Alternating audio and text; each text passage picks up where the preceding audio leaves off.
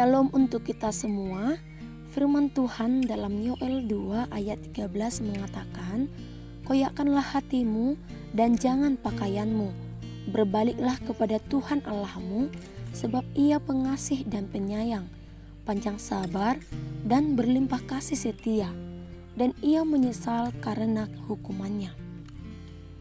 Kitab nubuat singkat ini melukiskan suatu gambaran menggelisahkan tentang penghakiman yang akan datang dari Allah kepada umatnya karena dosa mereka.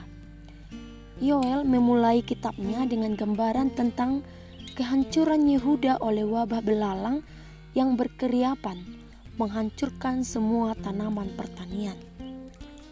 Peristiwa ini mendahului penghakiman Allah yang akan menimpa kecuali umat bertobat dan kembali dari jalan mereka yang jahat. Bersama dengan penghakiman ini, Yoel juga menyampaikan berita pengharapan. Allah berjanji untuk memberkati umatnya jika mereka mau kembali kepadanya. Dalam nats ini menjelaskan bahwa inti pertobatan tidaklah terletak di dalam upacara lahiriah dan kebiasaan, melainkan di dalam pertobatan hati. Dalam hal ini, untuk menandakan kedukaan atau perkabungan, kebiasaan orang Israel ialah merobek atau mengoyakkan pakaian. Bukan seluruh pakaian yang dikoyak, tetapi sebagian kecil saja, supaya nyata keadaan duka cita orang tersebut. Kecenderungan yang tercantum di dalam kebiasaan ini menuju kepada perbuatan pura-pura atau kepada suatu pertunjukan tanpa arti yang sungguh-sungguh. Kebiasaan untuk merobek pakaian adalah sia-sia saja jikalau hal itu tidak mencerminkan kehendak hati batin. Ajakan supaya umat Tuhan bertobat itu tidaklah berasal dari keadaan darurat yang membinasakan kehidupan, tetapi dari rahmat Tuhan yang dilukiskan di dalam ayat ini dengan suatu rentetan sifat-sifat Tuhan Allah. Dalam nats ini, ungkapan "koyakkanlah hatimu dan jangan pakaianmu" merupakan suatu tuntutan akan agama moral dan etika. Pertobatan harus dirasakan dalam hati, tidak boleh hanya ritual.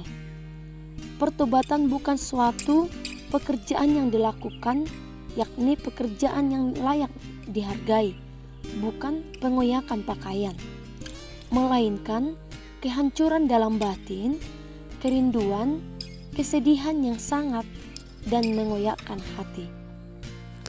Di dalam kalimat "dan Ia menyesal karena hukumannya", maksudnya di sini ungkapan penyesalan Tuhan hendak menyatakan bahwa manusia dapat berseru kepada Tuhan supaya hukumannya itu dapat dipalingkannya. Allah menyesal bukan karena hukuman atau malapetaka yang mengancam Israel terlalu berat, melainkan karena pertobatan. Dan pertobatan ini hanya dapat terjadi berdasarkan pengetahuan akan Allah dan kemuliaannya. Sebagai manusia berdosa, pertobatan menjadi suatu hal yang sangat penting di dalam kehidupan kita.